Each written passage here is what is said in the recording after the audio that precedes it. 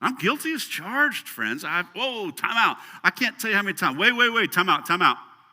Nope, I'm saying this to myself. Like, well, no, time out. We're high road. That's high road. Back up, we're going this way. I got to trust the Lord. I got to act opposite of what I want to do. See, gossip's not just talking.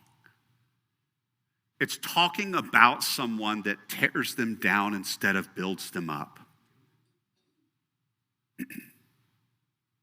Does your language about the other person build them or tear them down? Oh, all of a sudden that got a whole lot more personal, doesn't it? Man, I can think of things I say that tear somebody down.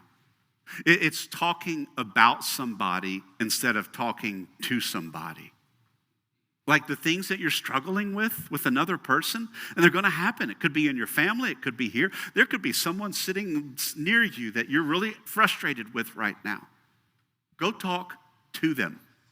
That's not gossip. That's not gossip at all. To say, hey, man, can we go have coffee? I'm really struggling with this thing. I feel like there's some division here. Can we talk about it? 95% of the time, that solves everything. Like we have scripture to help us in resolving conflict. And we're not talking about resolving conflict. But if you're not willing to resolve conflict, you better keep it shut. Because there's no value in this. What happens is Satan uses that as an opportunity to divide the body of Christ. You will have problems. You'll have problems with me. People leave our church because of something I say. I'm okay with that. Would you do me this favor? Can we have a conversation first? I have no problem with you going to worship at another church, man. I have no problem. Just as if other people are at other churches, and maybe many of you decided, hey, we're going to come worship here. I think this fits a little bit better with what we're looking for, and we're going, our friend group, or what way that we're living our lives. I have no problem with that. But instead of leaving and telling your friends why you left, why don't you come tell an elder or a pastor that you're about to leave so we can pray for you and we can help you find what you're looking for? Maybe we are doing something wrong. And maybe you're the one that notices it and we don't see it. Maybe you can come and have a meeting or a phone call or a text message or a conversation and say, hey, I just want you to know, the Lord's calling us out of Refuge Church because of ABC.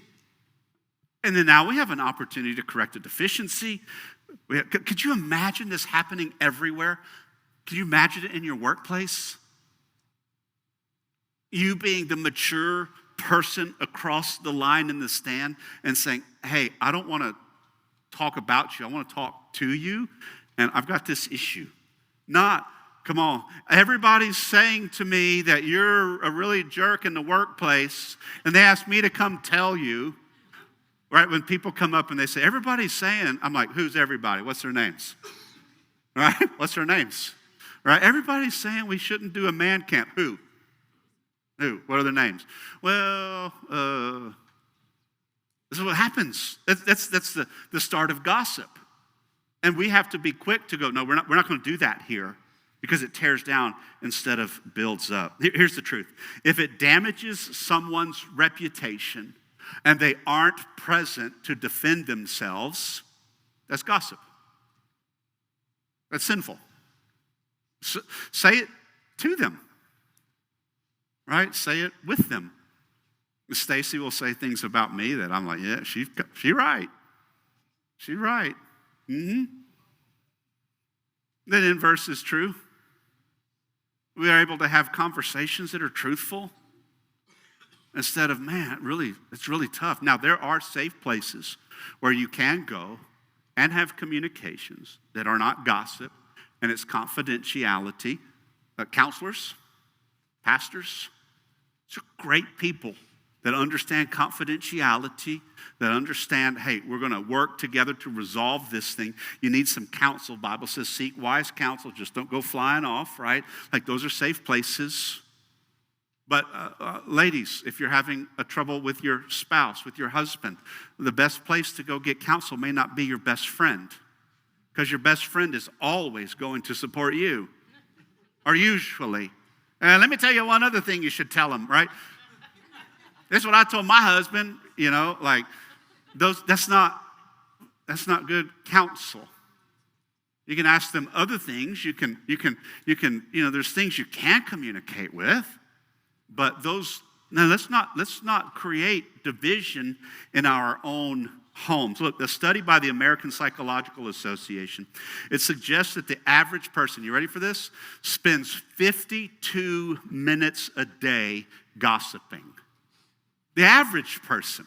Well, we just threw all of us in the tank now. Maybe you're not 52 minutes. Maybe you're really holy and you only gossip for 14 minutes a day, right? You know what I'm saying? But that's still sin, and it ought to be repented of. Lord, forgive me for talking about this person.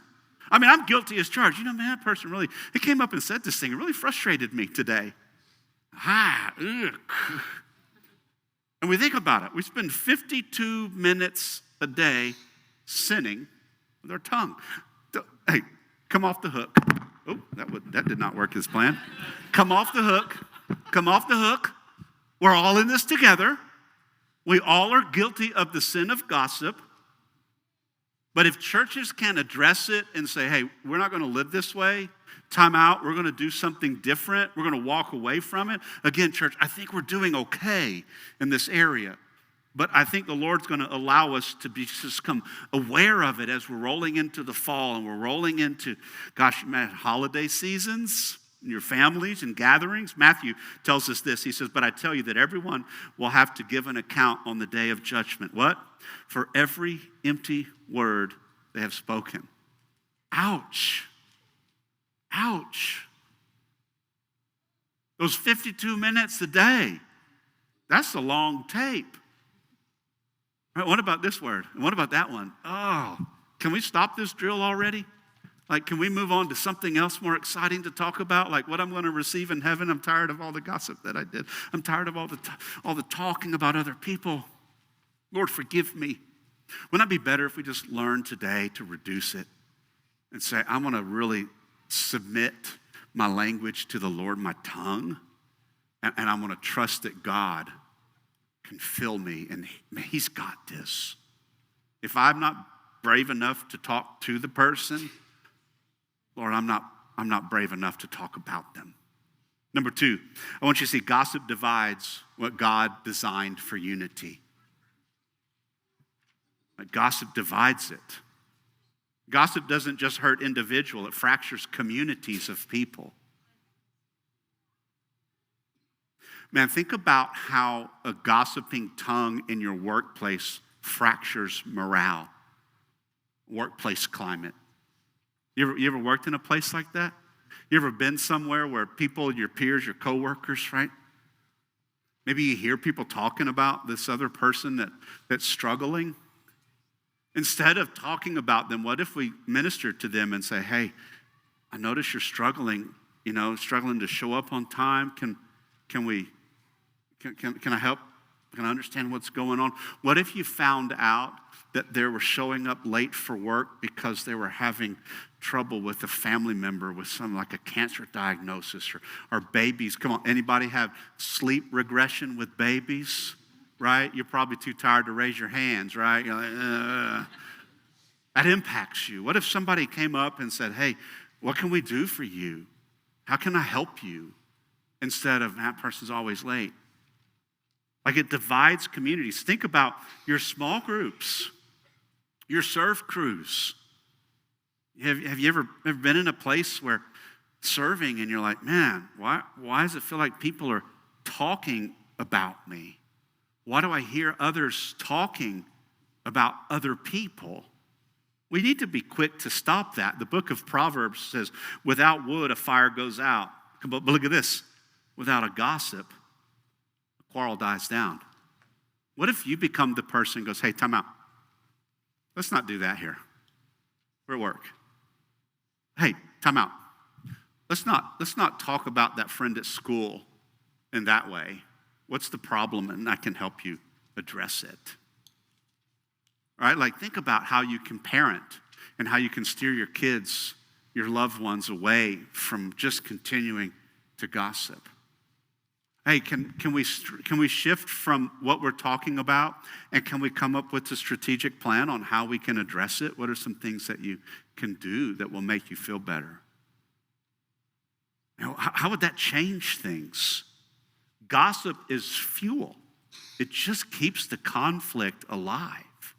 Like we've dealt with church gossip before, and then all of it, you think everything's done, and then all of a sudden you're like, oh, that's coming back.